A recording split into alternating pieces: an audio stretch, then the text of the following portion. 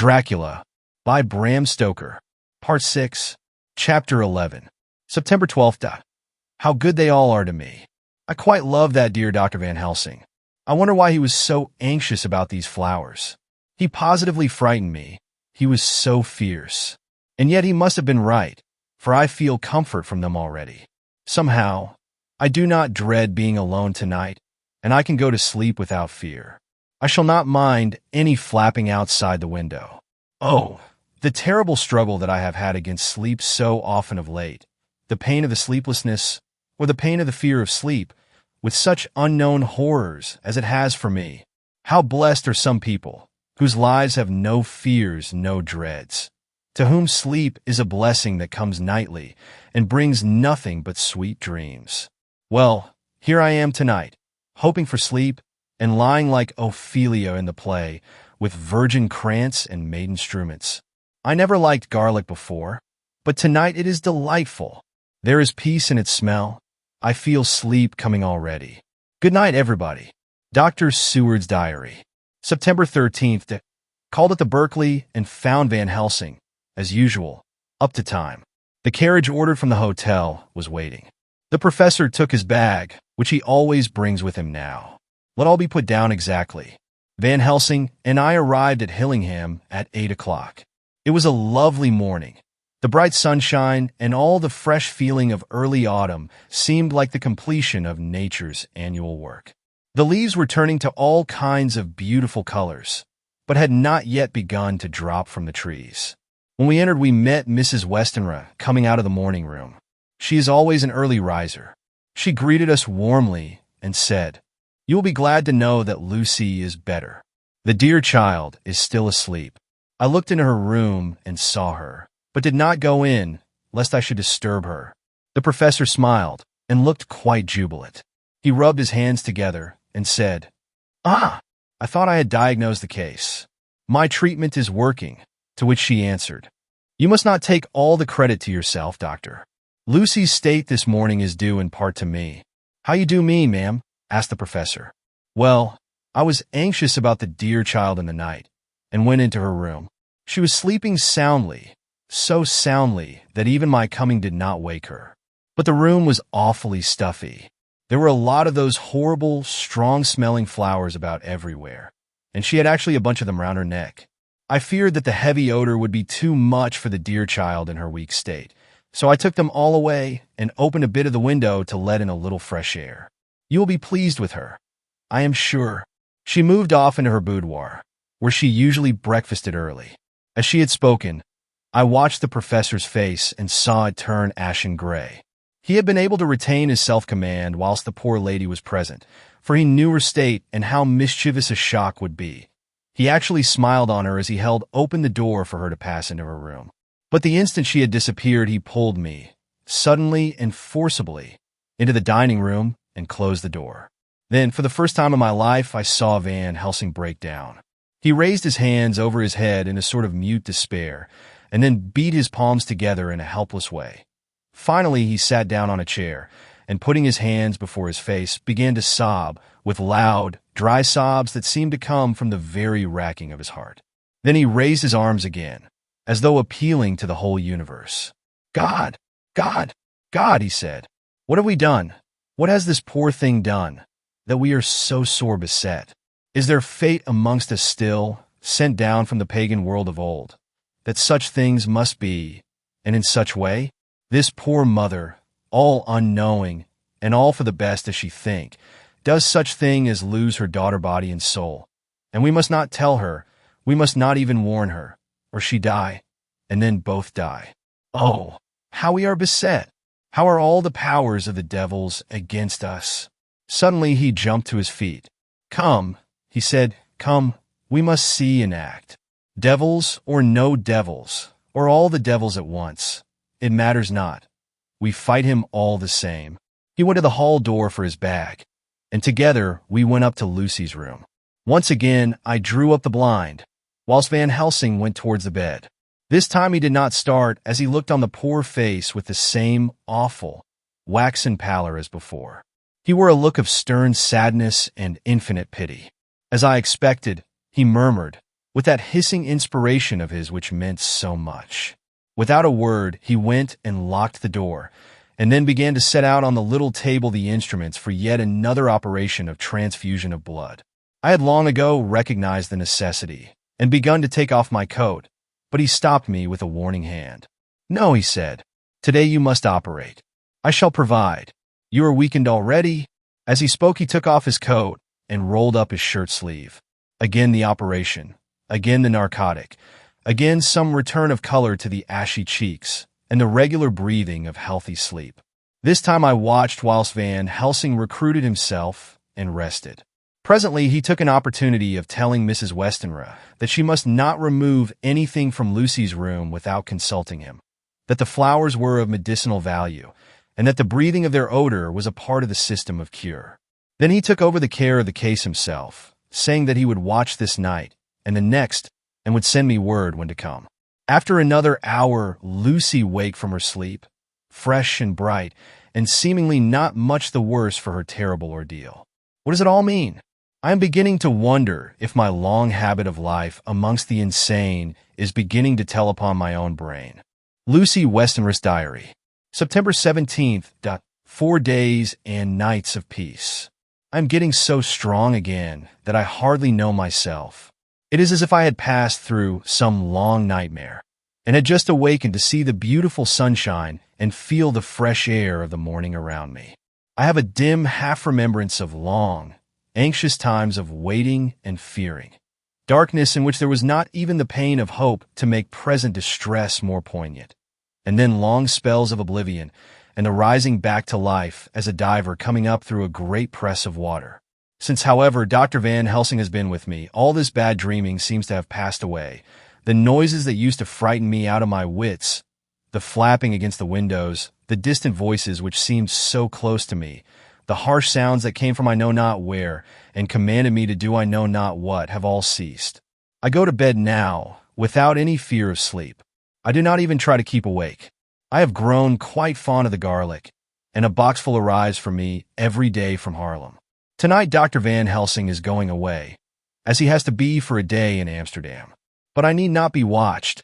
I am well enough to be left alone. Thank God for Mother's sake and dear Arthur's, and for all our friends who have been so kind. I shall not even feel the change, for last night Dr. Van Helsing slept in his chair a lot of the time.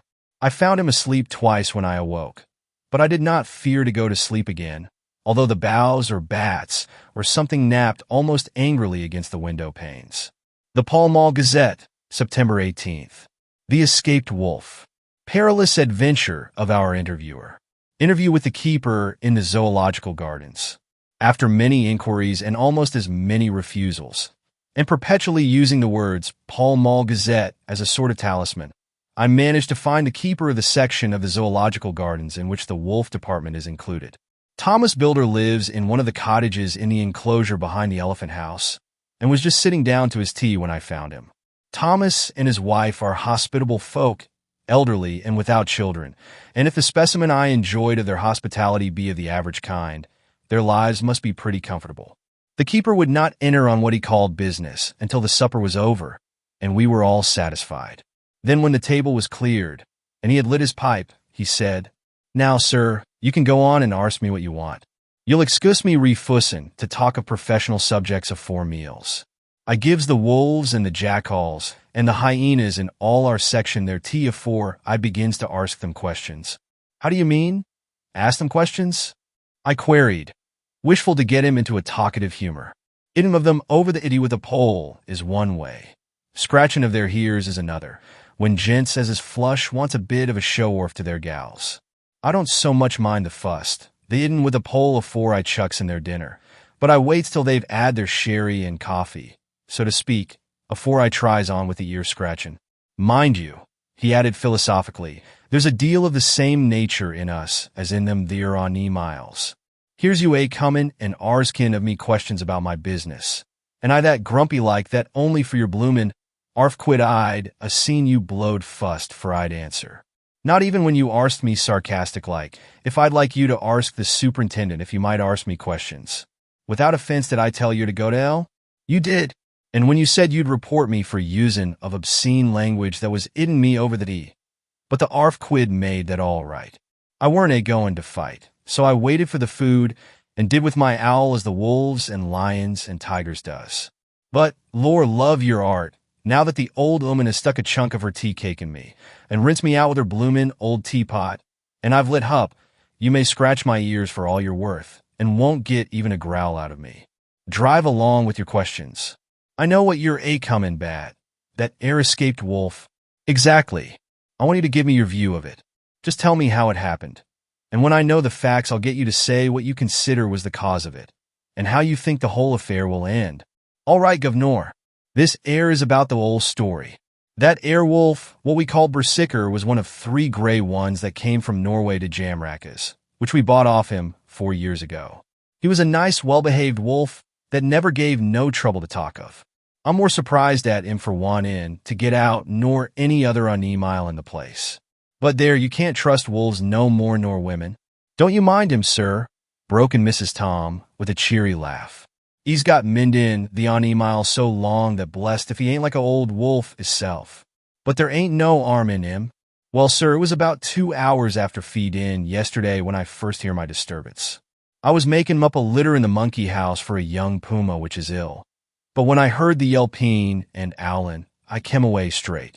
There was Berserker a-tearin' like a mad thing at the bars as if he wanted to get out.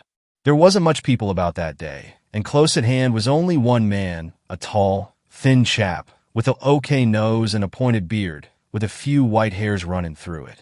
He had a hard, cold look and red eyes, and I took a sort of mislike to him, for it seemed as if it was him as they was irritated at. He had white kid gloves on, and he pointed out the miles to me and says, "Keeper, these wolves seem upset at something." "Maybe it's you," says I, for I did not like the airs as he give hisself. He didn't get angry, as I op-ed he would, but he smiled a kind of insolent smile with a mouth full of white, sharp teeth. "Oh no, they wouldn't like me," he says. "Oh yes, they would," says I, imitative of him. "They always likes a bone or two to clean their teeth on about tea time, which you, as a bagful." Well, it was a odd thing, but when the miles see us talkin', they lay down, and when I went over to Berserker, he let me stroke his ears same as ever. That there man kem over, and blessed, but if he didn't put in his hand and stroke the old wolf's ears too. "Take care," says I, "Berserker is quick." "Never mind," he says. "I'm used to him. Are you in the business yourself?" I says, taking off my hat, for a man what trades in wolves, answerer, is a good friend to keepers. "No," says he, "not exactly in the business, but I ave made pets of several." And with that he lifts his at as perlite as a lord, and walks away. Old Berserker kept a-looking arter until he was out of sight, and then went and lay down in a corner and wouldn't come hout the old heavening. Well, last night, so soon as the moon was hup, the wolves here all began a-owling. There warn't nothing for them to owl at. There warn't no one near, except someone that was evidently a-callin' a dog somewheres out back of the gardings in the park road. Once or twice I went out to see that all was right, and then the owling stopped. Just before 12 o'clock, I just took a look round a fortin and bust me, but when I came opposite to old Berserker's cage, I see the rails broken and twisted about and the cage empty. And that's all I know for certain. Did anyone else see anything? One of our gardeners was a-comin' home about that time from our harmony, when he sees a big gray dog comin' out through the garden edges.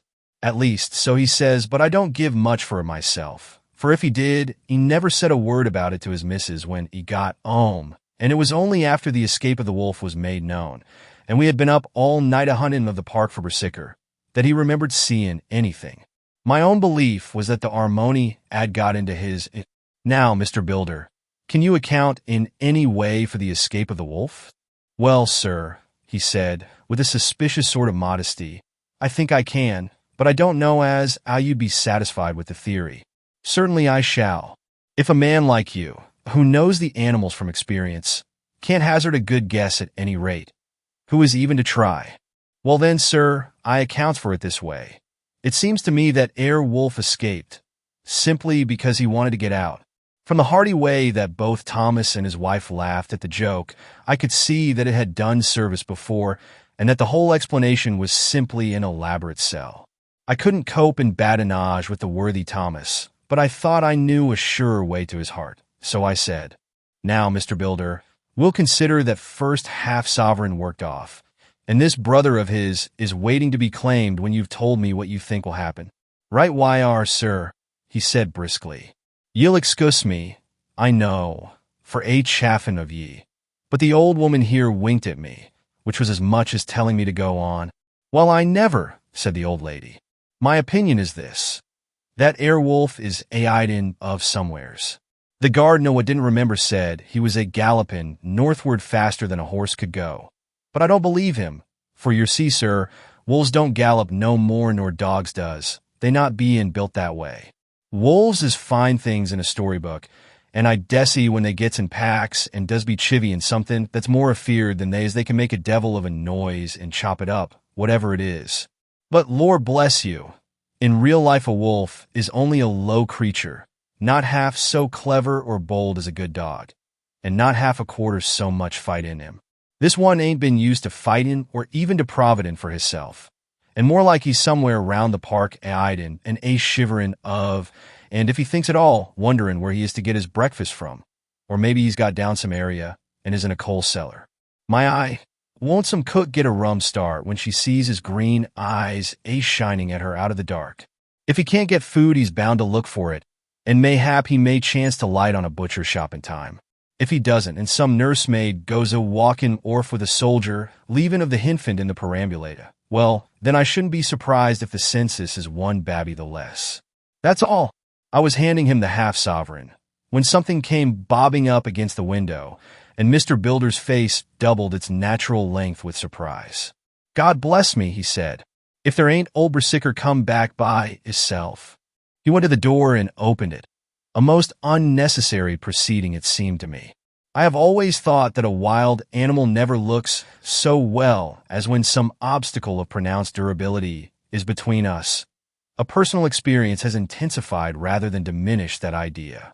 After all, however, there is nothing like custom, for neither Builder nor his wife thought any more of the wolf than I should of a dog. The animal itself was as peaceful and well-behaved as that father of all picture wolves, Red Riding Hood's quondam friend, whilst moving her confidence in masquerade. The whole scene was an unutterable mixture of comedy and pathos. The wicked wolf that for half a day had paralyzed London and set all the children in the town shivering in their shoes was there in a sort of penitent mood, and was received and petted like a sort of vulpine prodigal son. Old Builder examined him all over with most tender solicitude, and when he had finished with his penitence said, "There, I knew the poor old chap would get into some kind of trouble. Didn't I say it all along? Here's his head all cut and full of broken glass. He's been gettin' over some bloomin' wall or other. It's a shame that people are allowed to top their walls with broken bottles. This here's what comes of it. Come along, Brasicker." He took the wolf and locked him up in a cage, with a piece of meat that satisfied, in quantity at any rate, the elementary conditions of the fatted calf, and went off to report. I came off, too, to report the only exclusive information that is given today regarding the strange escapade at the zoo. Dr. Seward's Diary. September 17th. I was engaged after dinner in my study posting up my books, which, through press of other work and the many visits to Lucy, had fallen sadly into arrear. Suddenly the door was burst open, and in rushed my patient, with his face distorted with passion. I was thunderstruck, for such a thing as a patient getting of his own accord into the superintendent's study is almost unknown. Without an instant's pause, he made straight at me. He had a dinner knife in his hand, and, as I saw he was dangerous, I tried to keep the table between us. He was too quick and too strong for me, however, for before I could get my balance, he had struck at me and cut my left wrist rather severely. Before he could strike again, however, I got in my right, and he was sprawling on his back on the floor. My wrist bled freely, and quite a little pool trickled onto the carpet. I saw that my friend was not intent on further effort, and occupied myself binding up my wrist, keeping a wary eye on the prostrate figure all the time. When the attendants rushed in, and we turned our attention to him, his employment positively sickened me.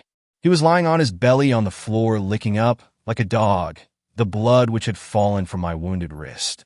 He was easily secured, and, to my surprise, went with the attendants quite placidly, simply repeating over and over again, "The blood is the life. The blood is the life. I cannot afford to lose blood just at present. I have lost too much of late for my physical good, and then the prolonged strain of Lucy's illness and its horrible phases is telling on me. I am overexcited and weary, and I need rest, rest, rest. Happily, Van Helsing has not summoned me, so I need not forego my sleep. Tonight I could not well do without it. Telegram, Van Helsing, Antwerp to Seward, Carfax. Sent to Carfax, Sussex, as no county given. Delivered late by 22 hours. September 17th. Do not fail to be at Hillingham tonight. If not watching all the time frequently, visit and see that flowers are as placed. Very important. Do not fail. Shall be with you as soon as possible after arrival. Dr. Seward's Diary. September 18th. Just off for train to London. The arrival of Van Helsing's telegram filled me with dismay. A whole night lost, and I know by bitter experience what may happen in a night. Of course it is possible that all may be well, but what may have happened? Surely there is some horrible doom hanging over us that every possible accident should thwart us in all we try to do. I shall take this cylinder with me, and then I can complete my entry on Lucy's phonograph. Memorandum left by Lucy Westenra. September 17th. Night. I write this and leave it to be seen, so that no one may by any chance get into trouble through me. This is an exact record of what took place tonight. I feel I am dying of weakness, and have barely strength to write, but it must be done if I die in the doing. I went to bed as usual, taking care that the flowers were placed as Dr. Van Helsing directed, and soon fell asleep. I was waked by the flapping at the window, which had begun after that sleepwalking on the cliff at Whitby when Mina saved me, and which now I know so well. I was not afraid, but I did wish that Dr. Seward was in the next room, as Dr. Van Helsing said he would be, so that I might have called him. I tried to go to sleep, but could not. Then there came to me the old fear of sleep, and I determined to keep awake. Perversely, sleep would try to come then when I did not want it. So, as I feared to be alone, I opened my door and called out, "Is there anybody there?" There was no answer. I was afraid to wake Mother, and so closed my door again. Then outside in the shrubbery, I heard a sort of howl like a dog's, but more fierce and deeper. I went to the window and looked out, but could see nothing except a big bat, which had evidently been buffeting its wings against the window. So I went back to bed again, but determined not to go to sleep. Presently the door opened, and Mother looked in. Seeing by my moving that I was not asleep, came in and sat by me. She said to me, even more sweetly and softly than her wont, "I was uneasy about you, darling, and came in to see that you were all right. I feared she might catch cold sitting there, and asked her to come in and sleep with me. So she came into bed and lay down beside me. She did not take off her dressing gown, for she said she would only stay a while and then go back to her own bed. As she lay there in my arms, and I in hers, the flapping and buffeting came to the window again. She was startled and a little frightened, and cried out, 'What is that?' I tried to pacify her, and at last succeeded, and she lay quiet. But I could hear her poor dear heart still beating terribly. After a while there was the low howl again out in the shrubbery, and shortly after there was a crash at the window, and a lot of broken glass was hurled on the floor. The window blind blew back with the wind that rushed in, and in the aperture of the broken panes there was the head of a great, gaunt gray wolf. Mother cried out in affright, and struggled up into a sitting posture, and clutched wildly at anything that would help her. Amongst other things, she clutched the wreath of flowers that Dr. Van Helsing insisted on my wearing round my neck, and tore it away from me. For a second or two she sat up, pointing at the wolf, and there was a strange and horrible gurgling in her throat. Then she fell over, as if struck with lightning, and her head hit my forehead and made me dizzy for a moment or two. The room and all round seemed to spin round. I kept my eyes fixed on the window, but the wolf drew his head back, and a whole myriad of little specks seemed to come blowing in through the broken window, and wheeling and circling round like the pillar of dust that travelers describe when there is a simoon in the desert. I tried to stir, but there was some spell upon me, and dear mother's poor body, which seemed to grow cold already, for her dear heart had ceased to beat, weighed me down, and I remembered no more for a while. The time did not seem long, but very, very awful, till I recovered consciousness again. Somewhere near, a passing bell was tolling. The dogs all round the neighborhood were howling, and in our shrubbery, seemingly just outside, a nightingale was singing. I was dazed and stupid with pain and terror and weakness, but the sound of the nightingale seemed like the voice of my dead mother come back to comfort me. The sound seemed to have awakened the maids, too, for I could hear their bare feet pattering outside my door. I called to them, and they came in, and when they saw what had happened and what it was that lay over me on the bed, they screamed out. The wind rushed in through the broken window, and the door slammed to. They lifted off the body of my dear mother, and laid her, covered up with a sheet, on the bed after I had got up. They were all so frightened and nervous that I directed them to go to the dining room and have each a glass of wine. The door flew open for an instant and closed again. The maid shrieked, and then went in a body to the dining room, and I laid what flowers I had on my dear mother's breast. When they were there, I remembered what Dr. Van Helsing had told me, but I didn't like to remove them, and besides, I would have some of the servants to sit up with me now. I was surprised that the maids did not come back. I called them, but got no answer, so I went to the dining room to look for them. My heart sank when I saw what had happened. They all four lay helpless on the floor, breathing heavily. The decanter of sherry was on the table half full, but there was a queer, acrid smell about. I was suspicious and examined the decanter. It smelt of laudanum, and looking on the sideboard, I found that the bottle which mother's doctor uses for her did use was empty. What am I to do? What am I to do? I am back in the room with mother. I cannot leave her, and I am alone, save for the sleeping servants whom someone has drugged. Alone with the dead. I dare not go out, for I can hear the low howl of the wolf through the broken window. The air seems full of specks, floating and circling in the draught from the window, and the lights burn blue and dim. What am I to do? God shield me from harm this night. I shall hide this paper in my breast, where they shall find it when they come to lay me out. My dear mother gone, it is time that I go too. Goodbye, dear Arthur, if I should not survive this night. God keep you, dear, and God help me. Chapter 12. Dr. Seward's Diary. September 18th. I drove at once to Hillingham and arrived early. Keeping my cab at the gate, I went up the avenue alone. I knocked gently and rang as quietly as possible, for I feared to disturb Lucy or her mother, and hoped to only bring a servant to the door. After a while, finding no response, I knocked and rang again. Still no answer.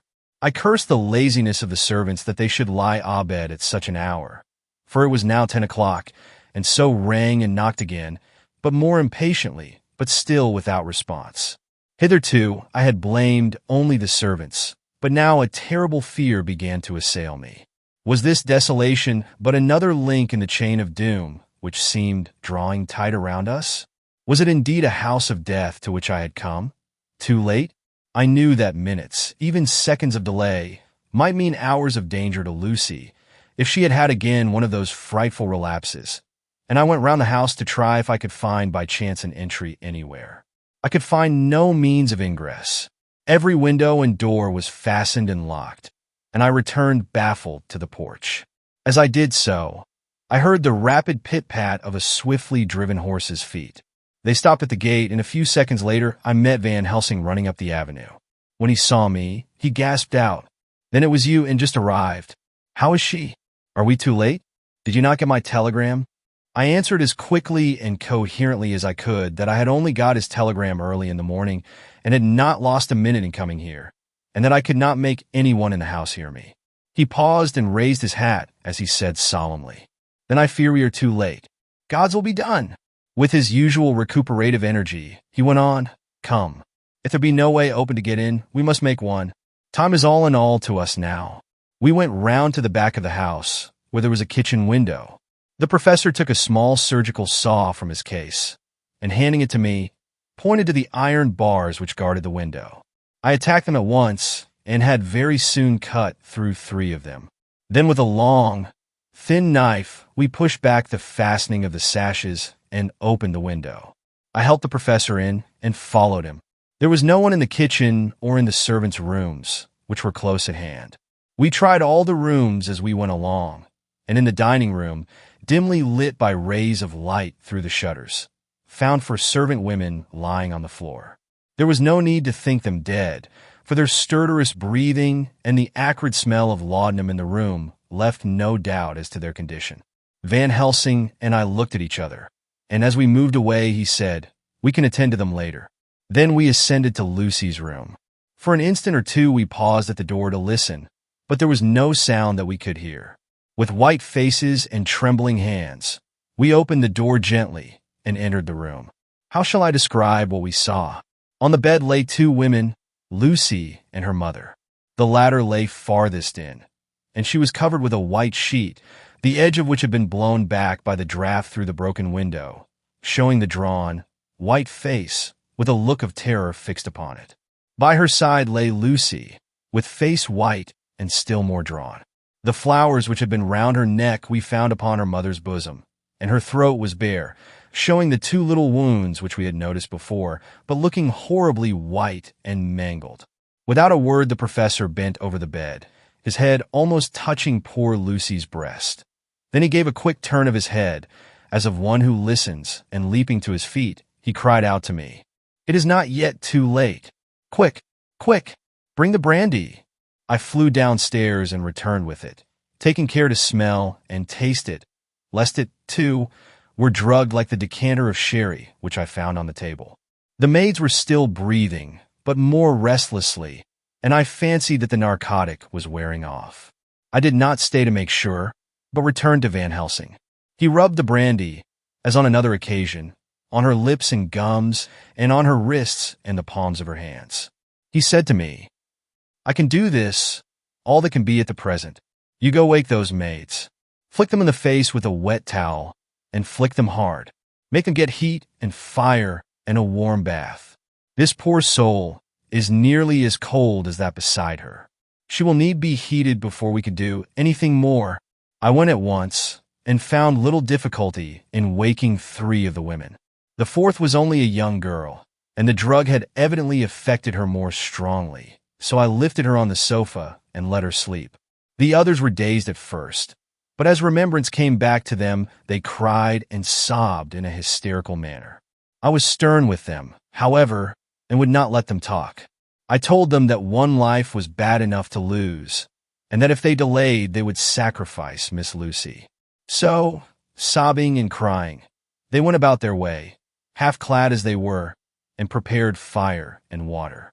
Fortunately, the kitchen and boiler fires were still alive, and there was no lack of hot water. We got a bath and carried Lucy out as she was and placed her in it. Whilst we were busy chafing her limbs, there was a knock at the hall door.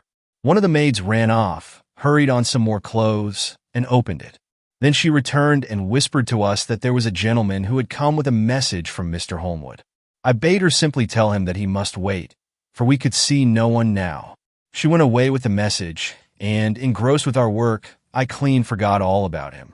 I never saw in all my experience the professor work in such deadly earnest. I knew, as he knew, that it was a stand-up fight with death, and in a pause told him so. He answered me in a way that I did not understand, but with the sternest look that his face could wear. If that were all, I would stop here where we are now, and let her fade away into peace, for I see no light in life over her horizon. He went on with his work with, if possible, renewed and more frenzied vigor. Presently we both began to be conscious that the heat was beginning to be of some effect. Lucy's heart beat a trifle more audibly to the stethoscope, and her lungs had a perceptible movement. Van Helsing's face almost beamed, and as we lifted her from the bath and rolled her in a hot sheet to dry her, he said to me, "The first gain is ours. Check to the king." We took Lucy into another room, which had by now been prepared, and laid her in bed and forced a few drops of brandy down her throat. I noticed that Van Helsing tied a soft silk handkerchief round her throat. She was still unconscious, and was quite as bad as, if not worse than, we had ever seen her. Van Helsing called in one of the women, and told her to stay with her and not to take her eyes off her till we returned, and then beckoned me out of the room. "We must consult as to what is to be done," he said as we descended the stairs.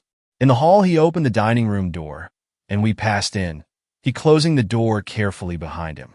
The shutters had been opened, but the blinds were already down, with that obedience to the etiquette of death which the British woman of the lower classes always rigidly observes. The room was therefore dimly dark.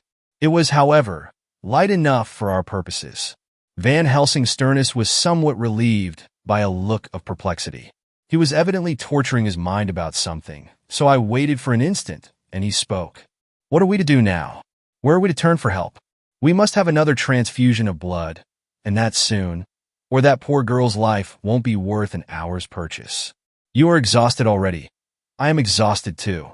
I fear to trust those women, even if they would have courage to submit. What are we to do for someone who will open his veins for her? What's the matter with me, anyhow?" The voice came from the sofa across the room, and its tones brought relief and joy to my heart, for they were those of Quincy Morris. Van Helsing started angrily at the first sound, but his face softened and a glad look came into his eyes as I cried out, "Quincy Morris," and rushed towards him with outstretched hands. "What brought you here?" I cried as our hands met. "I guess art is the cause." He handed me a telegram. "Have not heard from Seward for 3 days, and am terribly anxious. Cannot leave. Father still in same condition. Send me word how Lucy is. Do not delay it. Holmwood. I think I came just in the nick of time. You know you have only to tell me what to do." Van Helsing strode forward and took his hand, looking him straight in the eyes as he said, "A brave man's blood is the best thing on this earth when a woman is in trouble. You're a man and no mistake. Well, the devil may work against us for all he's worth, but God sends us men when we want them. Once again, we went through that ghastly operation. I have not the heart to go through with the details. Lucy had got a terrible shock, and it told on her more than before, for though plenty of blood went into her veins, her body did not respond to the treatment as well as on the other occasions. Her struggle back into life was something frightful to see and hear. However, the action of both heart and lungs improved, and Van Helsing made a subcutaneous injection of morphia, as before, and with good effect. Her faint became a profound slumber. The professor watched whilst I went downstairs with Quincy Morris, and sent one of the maids to pay off one of the cabmen who were waiting. I left Quincy lying down after having a glass of wine, and told the cook to get ready a good breakfast. Then a thought struck me, and I went back to the room where Lucy now was. When I came softly in, I found Van Helsing with a sheet or two of notepaper in his hand. He had evidently read it, and was thinking it over as he sat with his hand to his brow. There was a look of grim satisfaction in his face, as of one who has had a doubt solved. He handed me the paper, saying only. It dropped from Lucy's breast when we carried her to the bath. When I had read it, I stood looking at the professor, and after a pause asked him, "In God's name, what does it all mean? Was she, or is she mad? Or what sort of horrible danger is it?" I was so bewildered that I did not know what to say more. Van Helsing put out his hand and took the papers, saying, "Do not trouble about it now. Forget it for the present. You shall know and understand it all in good time, but it will be later. And now what is it that you came to me to say?" This brought me back to fact, and I was all myself again. "I came to speak about the certificate of death. If we do not act properly and wisely, there may be an inquest, and that paper would have to be produced. I am in hopes that we need have no inquest, for if we had it would surely kill poor Lucy, if nothing else did. I know, and you know, and the other doctor who attended her knows, that Mrs. Westenra had disease of the heart, and we can certify that she died of it. Let us fill up the certificate at once, and I shall take it myself to the registrar and go on to the undertaker." "Good. Oh, my friend John, well thought of. Truly Miss Lucy, if she be sad in the foes that beset her, is at least happy in the friends that love her. 1, 2, 3, all open their veins for her, besides one old man. Ah, yes, I know, friend John. I am not blind. I love you all the more for it. Now go." In the hall I met Quincy Morris, with a telegram for Arthur telling him that Mrs. Westenra was dead, that Lucy also had been ill, but was now going on better, and that Van Helsing and I were with her. I told him where I was going, and he hurried me out, but as I was going said, "When you come back, Jack, may I have 2 words with you all to ourselves?" I nodded in reply and went out. I found no difficulty about the registration and arranged with the local undertaker to come up in the evening to measure for the coffin and to make arrangements. When I got back, Quincy was waiting for me. I told him I would see him as soon as I knew about Lucy and went up to her room. She was still sleeping, and the professor seemingly had not moved from his seat at her side. From his putting his finger to his lips, I gathered that he expected her to wake before long and was afraid of forestalling nature. So I went down to Quincy and took him into the breakfast room, where the blinds were not drawn down and which was a little more cheerful, or rather less cheerless, than the other rooms. When we were alone, he said to me, "Jack Seward, I don't want to shove myself in anywhere where I've no right to be, but this is no ordinary case. You know I loved that girl and wanted to marry her, but although that's all past and gone, I can't help feeling anxious about her all the same. What is it that's wrong with her?" The Dutchman, and a fine old fellow he is. "I can see that," said, "that time you 2 came into the room, that you must have another transfusion of blood, and that both you and he were exhausted. Now I know well that you medical men speak in camera, and that a man must not expect to know what they consult about in private. But this is no common matter, and whatever it is, I have done my part. Is not that so?" "That's so," I said, and he went on. "I take it that both you and Van Helsing had done already what I did today. Is not that so?" "That's so, and I guess I was in it too. When I saw him 4 days ago down at his own place, he looked queer. I have not seen anything pulled down so quick since I was on the Pampas and had a mare that I was fond of go to grass all in a night. One of those big bats that they call vampires had got at her in the night, and what with his gorge and the vein left open, there wasn't enough blood in her to let her stand up, and I had to put a bullet through her as she lay. Jack, if you may tell me without betraying confidence, Arthur was the first, is not that so?" As he spoke, the poor fellow looked terribly anxious. He was in a torture of suspense regarding the woman he loved, and his utter ignorance of the terrible mystery which seemed to surround her intensified his pain. His very heart was bleeding, and it took all the manhood of him, and there was a royal lot of it, too, to keep him from breaking down. I paused before answering, for I felt that I must not betray anything which the professor wished kept secret. But already he knew so much and guessed so much that there could be no reason for not answering. So I answered in the same phrase. "That's so. And how long has this been going on?" "About 10 days. 10 days. Then I guess, Jack Seward, that poor pretty creature that we all love has had put into her veins within that time the blood of 4 strong men. Man alive, her whole body wouldn't hold it." Then, coming close to me, he spoke in a fierce half-whisper. "What took it out?" I shook my head. "That," I said, "is the crux. Van Helsing is simply frantic about it, and I am at my wit's end. I can't even hazard a guess. There has been a series of little circumstances which have thrown out all our calculations as to Lucy being properly watched. But these shall not occur again. Here we stay until all be well, or ill." Quincy held out his hand. "Count me in," he said. "You and the Dutchman will tell me what to do, and I'll do it." When she woke late in the afternoon, Lucy's first movement was to feel in her breast, and, to my surprise, produced the paper which Van Helsing had given me to read. The careful professor had replaced it where it had come from, lest on waking she should be alarmed. Her eye then lit on Van Helsing and on me too, and gladdened. Then she looked around the room, and seeing where she was, shuddered. She gave a loud cry, and put her poor thin hands before her pale face. We both understood what that meant, that she had realized to the full her mother's death, so we tried what we could to comfort her. Doubtless sympathy eased her somewhat, but she was very low in thought and spirit, and wept silently and weakly for a long time. We told her that either or both of us would now remain with her all the time, and that seemed to comfort her. Towards dusk she fell into a doze. Here a very odd thing occurred. While still asleep, she took the paper from her breast and tore it in two. Van Helsing stepped over and took the pieces from her. All the same, however, she went on with the action of tearing, as though the material were still in her hands. Finally, she lifted her hands and opened them as though scattering the fragments. Van Helsing seemed surprised, and his brows gathered as if in thought, but he said nothing. September 19th. All last night she slept fitfully, being always afraid to sleep, and something weaker when she woke from it. The professor and I took it in turns to watch, and we never left her for a moment unattended. Quincy Morris said nothing about his intention, but I knew that all night long he patrolled round and round the house. When the day came, its searching light showed the ravages in poor Lucy's strength. She was hardly able to turn her head, and the little nourishment which she could take seemed to do her no good.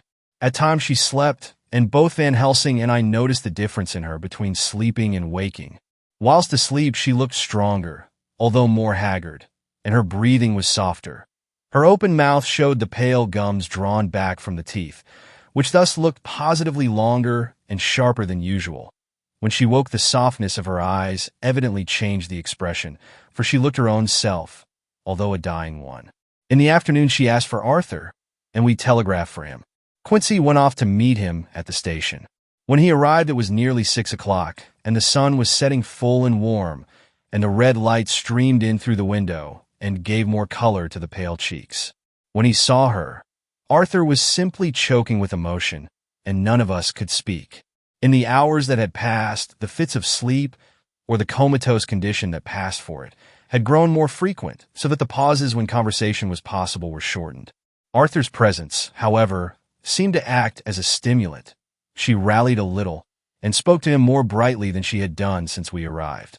He too pulled himself together, and spoke as cheerily as he could, so that the best was made of everything. It was now nearly 1 o'clock, and he and Van Helsing are sitting with her. I am to relieve them in a quarter of an hour, and I am entering this on Lucy's phonograph. Until 6 o'clock they are to try to rest. I fear that tomorrow will end our watching, for the shock has been too great. The poor child cannot rally. God help us all. Letter, Mina Harker to Lucy Westenra. Unopened by her. September 17th. My dearest Lucy, it seems an age since I heard from you, or indeed since I wrote. You will pardon me, I know, for all my faults when you have read all my budget of news. Well, I got my husband back all right. When we arrived at Exeter, there was a carriage waiting for us, and in it, though he had an attack of gout, Mr. Hawkins. He took us to his house, where there were rooms for us all nice and comfortable, and we dined together. After dinner, Mr. Hawkins said, My dears, I want to drink your health and prosperity, and may every blessing attend you both. I know you both from children, and have, with love and pride, seen you grow up. Now I want you to make your home here with me. I have left to me neither chick nor child. All are gone, and in my will I have left you everything. I cried, Lucy dear, as Jonathan and the old man clasped hands. Our evening was a very, very happy one. So here we are, installed in this beautiful old house, and from both my bedroom and the drawing room I can see the great elms of the cathedral close, with their great black stems standing out against the old yellow stone of the cathedral, and I can hear the rooks overhead cawing and chattering and gossiping all day, after the manner of rooks and humans. I am busy, I need not tell you, arranging things and housekeeping. Jonathan and Mr. Hawkins are busy all day, for now that Jonathan is a partner, Mr. Hawkins wants to tell him all about the clients. How is your dear mother getting on? I wish I could run up to town for a day or two to see you, dear, but I dare not go yet, with so much on my shoulders, and Jonathan wants looking after still. He is beginning to put some flesh on his bones again, but he was terribly weakened by the long illness. Even now he sometimes starts out of his sleep in a sudden way and awakes all trembling until I can coax him back to his usual placidity. However, thank God, these occasions grow less frequent as the days go on, and they will in time pass away altogether, I trust. And now I have told you my news. Let me ask yours. When are you to be married, and where, and who is to perform the ceremony, and what are you to wear, and is it to be a public or a private wedding? Tell me all about it, dear. Tell me all about everything, for there is nothing which interests you which will not be dear to me. Jonathan asks me to send his respectful duty, but I do not think that is good enough from the junior partner of the important firm Hawkins and Harker. And so, as you love me, and he loves me, and I love you with all the moods and tenses of the verb, I send you simply his love instead. Goodbye, my dearest Lucy, and all blessings on you. Yours, Mina Harker. Report from Patrick Hennessy, M.D., M.R.C.S.L.K.Q.C.P.I., etc., etc., to John Seward, M.D. September 20th. My dear sir, in accordance with your wishes, I enclose report of the conditions of everything left in my charge. With regard to patient Renfield, there is more to say. He has had another outbreak, which might have had a dreadful ending, but which, as it fortunately happened, was unattended with any unhappy results. This afternoon, a carrier's cart with 2 men made a call at the empty house whose grounds abut on ours, the house to which, you will remember, the patient twice ran away. The men stopped at our gate to ask the porter their way, as they were strangers. I was myself looking out of the study window, having a smoke after dinner, and saw one of them come up to the house. As he passed the window of Renfield's room, the patient began to rate him from within and called him all the foul names he could lay his tongue to.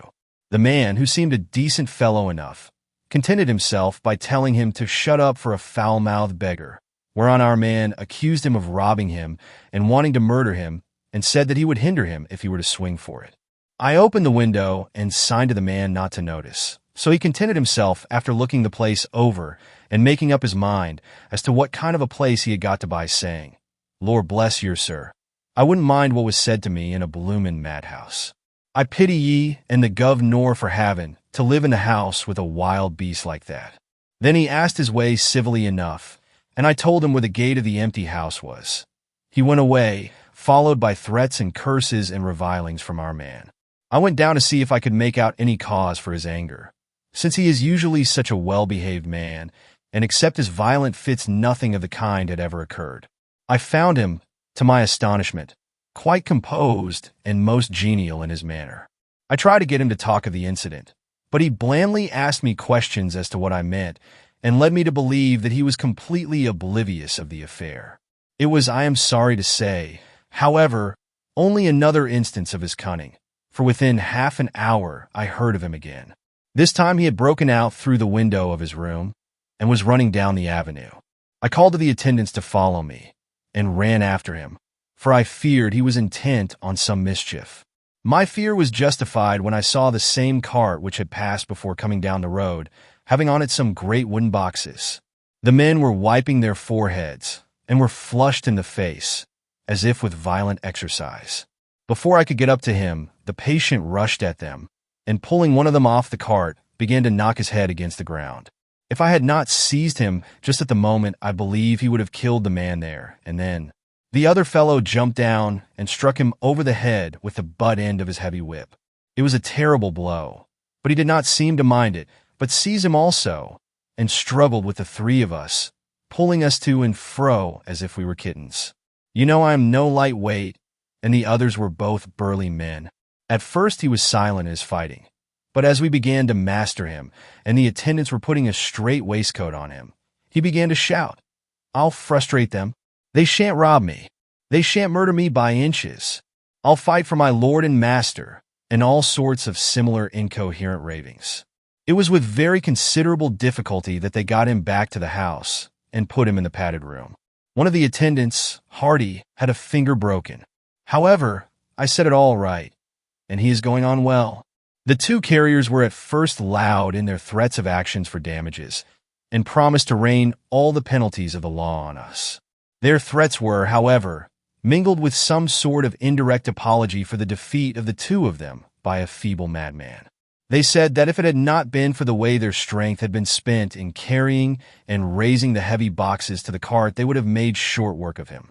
They gave as another reason for their defeat the extraordinary state of drought to which they had been reduced by the dusty nature of their occupation and the reprehensible distance from the scene of their labors of any place of public entertainment. I quite understood their drift, and after a stiff glass of grog, or rather more of the same, and with each a sovereign in hand, they made light of the attack, and swore that they would encounter a worse madman any day for the pleasure of meeting so bloomin' good a bloke as your correspondent. I took their names and addresses in case they might be needed. They are as follows: Jack Smollett, of Dudding's Rents, King George's Road, Great Walworth, and Thomas Snelling, Peter Farley's Row, Guide Court, Bethnal Green. They are both in the employment of Harris and Sons, Moving and Shipment Company, Orange Master's Yard, Soho. I shall report to you any matter of interest occurring here, and shall wire you at once if there is anything of importance. Believe me, dear sir, yours faithfully, Patrick Hennessy. Letter, Mina Harker to Lucy Westenra. Unopened by her. September 18th. My dearest Lucy, such a sad blow has befallen us. Mr. Hawkins has died very suddenly. Some may not think it's so sad for us, but we had both come to so love him that it really seems as though we had lost a father. I never knew either father or mother, so that the dear old man's death is a real blow to me. Jonathan is greatly distressed. It is not only that he feels sorrow, deep sorrow, for the dear, good man who has befriended him all his life, and now at the end has treated him like his own son, and left him a fortune, which to people of our modest bringing up his wealth beyond the dream of avarice. But Jonathan feels it on another account. He says the amount of responsibility which it puts upon him makes him nervous. He begins to doubt himself. I try to cheer him up, and my belief in him helps him to have a belief in himself. But it is here that the grave shock that he experienced tells upon him the most. Oh, it is too hard that a sweet, simple, noble, strong nature such as his, a nature which enabled him by our dear, good friend's aid to rise from clerk to master in a few years, should be so injured that the very essence of its strength is gone. Forgive me, dear, if I worry you with my troubles in the midst of your own happiness. But, Lucy, dear, I must tell someone, for the strain of keeping up a brave and cheerful appearance to Jonathan tries me, and I have no one here that I can confide in. I dread coming up to London, as we must do the day after tomorrow. For poor Mr. Hawkins left in his will that he was to be buried in the grave with his father. As there are no relations at all, Jonathan will have to be chief mourner. I shall try to run over to see you, dearest, if only for a few minutes. Forgive me for troubling you. With all blessings, your loving, Mina Harker.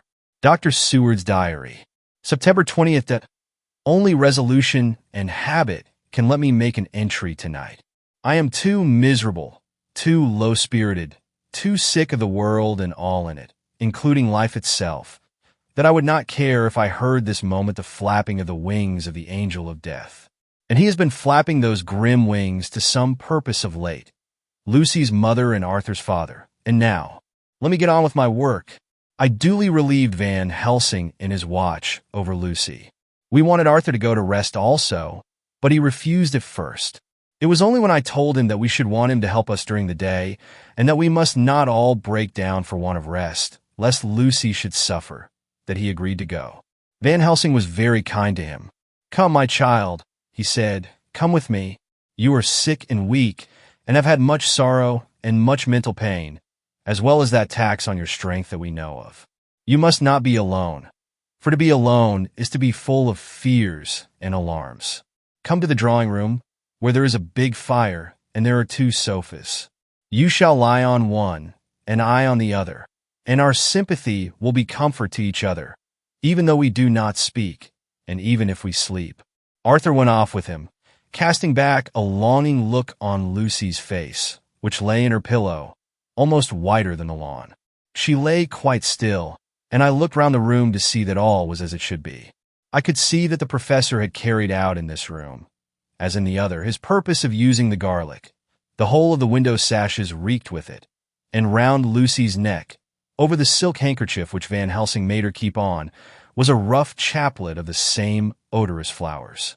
Lucy was breathing somewhat stertorously, and her face was at its worst, for the open mouth showed the pale gums. Her teeth, in the dim, uncertain light, seemed longer and sharper than they had been in the morning. In particular, by some trick of the light, the canine teeth looked longer and sharper than the rest. I sat down by her, and presently she moved uneasily. At the same moment there came a sort of dull flapping or buffeting at the window. I went over to it softly, and peeped out by the corner of the blind. There was a full moonlight, and I could see that the noise was made by a great bat, which wheeled round, doubtless attracted by the light, although so dim, and every now and again struck the window with its wings. When I came back to my seat, I found that Lucy had moved slightly, and had torn away the garlic flowers from her throat. I replaced them as well as I could, and sat watching her. Presently she woke, and I gave her food, as Van Helsing had prescribed. She took but a little, and that languidly. There did not seem to be with her now the unconscious struggle for life and strength that had hitherto so marked her illness. It struck me as curious that the moment she became conscious, she pressed the garlic flowers close to her.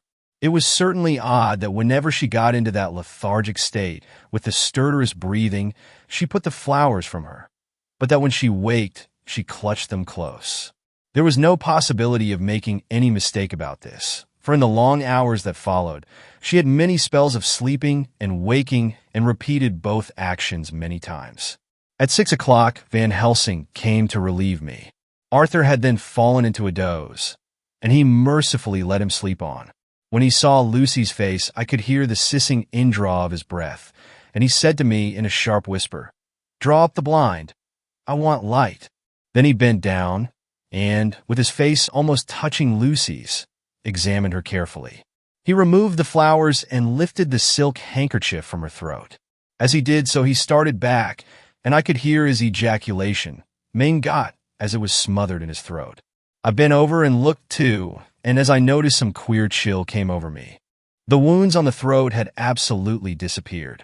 For fully 5 minutes, Van Helsing stood looking at her, with his face at its sternest. Then he turned to me and said calmly, "She is dying. It will not be long now. It will be much difference, mark me, whether she dies conscious or in her sleep. Wake that poor boy, and let him come and see the last. He trusts us, and we have promised him." I went to the dining room and waked him. He was dazed for a moment, but when he saw the sunlight streaming in through the edges of the shutters, he thought he was late and expressed his fear. I assured him that Lucy was still asleep, but told him as gently as I could that both Van Helsing and I feared that the end was near. He covered his face with his hands and slid down on his knees by the sofa, where he remained perhaps a minute with his head buried, praying, whilst his shoulders shook with grief. I took him by the hand and raised him up. "Come," I said, "my dear old fellow, summon all your fortitude. It will be best and easiest for her." When we came into Lucy's room, I could see that Van Helsing had, with his usual forethought, been putting matters straight and making everything look as pleasing as possible. He had even brushed Lucy's hair so that it lay on the pillow in its usual sunny ripples. When we came into the room, she opened her eyes, and seeing him, whispered softly, "Arthur, oh, my love, I am so glad you have come." He was stooping to kiss her when Van Helsing motioned him back. "No," he whispered, "not yet. Hold her hand. It will comfort her more." So Arthur took her hand and knelt beside her, and she looked her best, with all the soft lines matching the angelic beauty of her eyes. Then gradually her eyes closed, and she sank to sleep. For a little bit her breast heaved softly, and her breath came and went like a tired child's. And then insensibly there came the strange change which I had noticed in the night. Her breathing grew stertorous, the mouth opened, and the pale gums, drawn back, made the teeth look longer and sharper than ever. In a sort of sleep-waking, vague, unconscious way, she opened her eyes, which were now dull and hard at once, and said in a soft, voluptuous voice, such as I had never heard from her lips, "Arthur, oh, my love, I am so glad you have come. Kiss me." Arthur bent eagerly over to kiss her, but at that instant Van Helsing, who like me had been startled by her voice, swooped upon him, and catching him by the neck with both hands, dragged him back with a fury of strength which I never thought he could have possessed, and actually hurled him almost across the room. "Not for your life," he said, "not for your living soul and hers." And he stood between them like a lion at bay. Arthur was so taken aback that he did not for a moment know what to do or say, and before any impulse of violence could seize him, he realized the place and the occasion, and stood silent, waiting. I kept my eyes fixed on Lucy, as did Van Helsing, and we saw a spasm as of rage flit like a shadow over her face. The sharp teeth champed together. Then her eyes closed, and she breathed heavily. Very shortly after, she opened her eyes in all their softness, and putting out her poor, pale, thin hand, took Van Helsing's great brown one. Drawing it to her, she kissed it. "My true friend," she said in a faint voice, but with untellable pathos, "my true friend, and his." Oh, guard him and give me peace. I swear it, he said solemnly, kneeling beside her and holding up his hand, as one who registers an oath. Then he turned to Arthur and said to him, "Come, my child, take her hand in yours, and kiss her on the forehead, and only once." Their eyes met instead of their lips, and so they parted. Lucy's eyes closed, and Van Helsing, who had been watching closely, took Arthur's arm and drew him away. And then Lucy's breathing became stertorous again, and all at once it ceased. "It is all over," said Van Helsing. "She is dead." I took Arthur by the arm and led him away to the drawing room, where he sat down and covered his face with his hands, sobbing in a way that nearly broke me down to see. I went back to the room and found Van Helsing looking at poor Lucy, and his face was sterner than ever. Some change had come over her body. Death had given back part of her beauty, for her brow and cheeks had recovered some of their flowing lines. Even the lips had lost their deadly pallor. It was as if the blood, no longer needed for the working of the heart, had gone to make the harshness of death as little rude as might be. We thought her dying while she slept, and sleeping when she died. I stood beside Van Helsing and said, "Ah, well, poor girl, there is peace for her at last. It is the end." He turned to me and said with grave solemnity, "Not so, alas, not so. It is only the beginning."